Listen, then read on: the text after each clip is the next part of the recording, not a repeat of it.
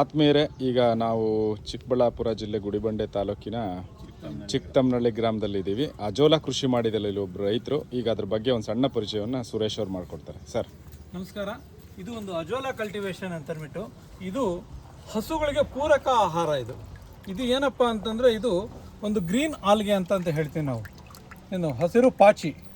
ಈ ಹಸಿರು ಪಾಚಿ ಏನಕ್ಕಪ್ಪ ಅಂತಂದರೆ ಹಸುಗಳು ಯಾವುದು ಹಾಲು ಕೊಡುತ್ತೆ ಆ ಹಾಲುಗಳಿಗೆ ಇದನ್ನು ನಾವೇನು ಕೈ ತಿಂಡಿ ಕೊಡ್ತಾರಲ್ಲ ಬೂಸಾಚಕ್ಕೆ, ಅದ್ರ ಜೊತೆಗೆ ಒಂದೊಂದು ಹಿಡಿನ ಇದನ್ನು ಪ್ರತಿ ದಿವಸ ಕೊಟ್ಕೊತ ಬಂತು ಅಂದರೆ ಅದನ್ನು ಹಸುವಿಗೆ ಪೂರಕವಾಗಿ ಆಹಾರ ಕೊಡ್ತಾ ಬಂತು ಅಂತಂದರೆ ಇದು ನಮಗೆ ಹಾಲಿನಲ್ಲಿ ಇಳುವರಿ ಒಂದು 30% ಇಳುವರಿ ಜಾಸ್ತಿ ಆಗುತ್ತೆ.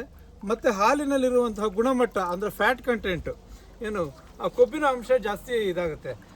ಇಲ್ಲಿ ನಮ್ಮ ಸಾಮಾನ್ಯವಾಗಿ ಎಲ್ಲ ಡೈರಿಗಳಲ್ಲಿ ಕಂಪ್ಲೇಂಟ್ ಏನಪ್ಪ ಅಂದರೆ ಹಾಲಿನಲ್ಲಿ ಕೊಬ್ಬಿನ ಅಂಶ ಇಲ್ಲ ಅಂತ ಅಂದ್ಬಿಟ್ಟು ವಾಪಸ್ ಕಳಿಸುವಂಥದ್ದು ಒಂದು ಪ್ರತೀತಿ ಇದಿದೆ, ಒಂದು ಸಮಸ್ಯೆ ಇದೆ. ಇದನ್ನು ಬಳಸ್ತಾ ಇದ್ದಾರೆ ರೈತ ಅಂತಂದರೆ ಹಾಲಿನಲ್ಲಿ ಕೊಬ್ಬಿನ ಅಂಶ ಜಾಸ್ತಿ ಆಗುತ್ತೆ. ಇದನ್ನು ಉತ್ಪಾದನೆ ಮಾಡುವಂಥ ವಿಧಾನ ಹೇಗಪ್ಪ ಅಂತಂದರೆ ಒಂದು ಸಿಮೆಂಟ್ ತೊಟ್ಟಿನಲ್ಲಿ ಇದು 1 ಅಡಿ ಒಂದು ಗೇಣು ಒಂದು 8 ಇಂಚಿನ ಒಂದು ಇದಷ್ಟೇ, ಕೇವಲ ಒಂದು 8 ಇಂಚು ಅಥವಾ 1 ಅಡಿ 1 ಫೀಟು 1 ಅಡಿ ಒಂದು ತೊಟ್ಟಿನಲ್ಲಿ ಕೆಳಗಡೆ ಕಾಂಕ್ರೀಟ್ ಹಾಕಿರಬೇಕು.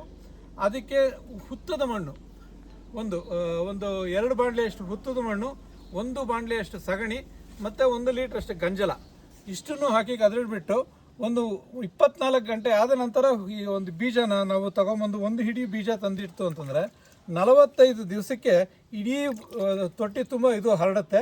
ಇದನ್ನು ಪ್ರತಿ ದಿವಸ ಒಂದೊಂದು ಹಿಡಿಯಷ್ಟು ಕೈ ತಿಂಡಿ ಜೊತೆಗೆ ನಾವು ಹಸುಗಳಿಗೆ ಕೊಡ್ಬೋದು, ಕುರಿಗಳಿಗೆ ಕೊಡ್ಬೋದು, ಮೇಕೆಗೆ ಕೊಡ್ಬೋದು.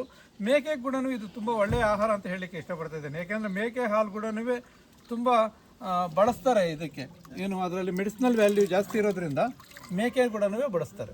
ಧನ್ಯವಾದ. ಧನ್ಯವಾದ.